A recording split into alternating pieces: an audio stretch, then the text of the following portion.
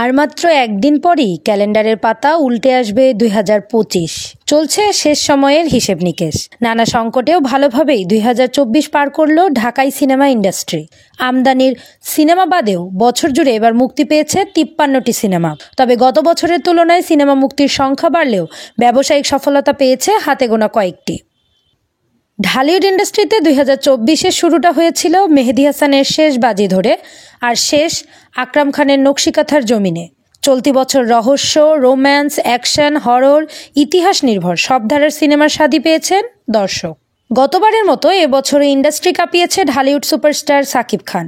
তার অভিনীত সবচেয়ে আলোচিত ও ইন্ডাস্ট্রি হিট সিনেমা ছিল তুফান। সুপারস্টার সাকিবের রহস্যময় রূপ, দুর্দান্ত নির্মাণশৈলী, সঙ্গে জনপ্রিয় গান, রীতিমতো এ সিনেমা দিয়ে শোরগোল ফেলে দিয়েছিলেন নির্মাতা রায়হান রাফি। বিদায়ী বছরে রাজকুমার ও দরদ দিয়েও পর্দায় আগ্রহ ফিরিয়েছিলেন সাকিব। তুফানের মতো তেমন প্রেক্ষাগৃহ না কাঁপালেও শুরু থেকেই নানা কায়দায় আলোচনায় ছিল সিনেমা দুটি।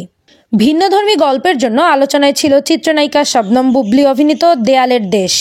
শরীফুল রাজকে সঙ্গে নিয়ে মর্গের ডোম ও প্রেমিকার লাশের অন্যরকম প্রেম কাহিনী নিয়ে হাজির হয়েছিলেন। দর্শকপ্রিয়তাও পায় সিনেমাটি। একটি খুন ও প্রতিশোধের গল্পে বাংলাদেশেও যে টান উত্তেজনার গল্প নির্ভর থ্রিলার সিনেমা বানানো যায় সেই প্রমাণ দেয় ওমর। ক্রাইম, সাসপেন্স ও কমেডির মিশ্রণে সিনেমাটির গল্প দর্শক টেনেছিল। একই সময়ে মুক্তিপ্রাপ্ত কাজল রেখা সিনেমাটিও দর্শক মহলে ব্যাপক প্রশংসিত হয়েছে। বছরের শেষে চমক দিয়ে মুক্তি পায় মোস্তফা সরোয়ার ফারুকীর রাজনৈতিক বিদ্রুপধর্মী সিনেমা 840।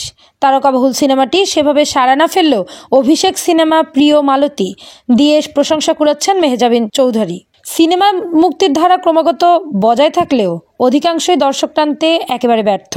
দীর্ঘ সেই তালিকায় স্থান পেয়েছে লিপস্টিক, কাগজের বউ, সোনার চর, ডার্ক ওয়ার্ল্ড, শরতের জবা, revenge, Mayurakshi, Peyara Subas, dead body, danger zone, Maya the love, Shyamakabya, Agantuk সহ অসংখ্য সিনেমা। বিদায়ী বছরে বাংলা সিনেমার অবস্থা ভালো মন্দে পার হলেও নতুন বছরে সুসময় আসবে, এমনই প্রত্যাশা সিনেমা সংশ্লিষ্টদের।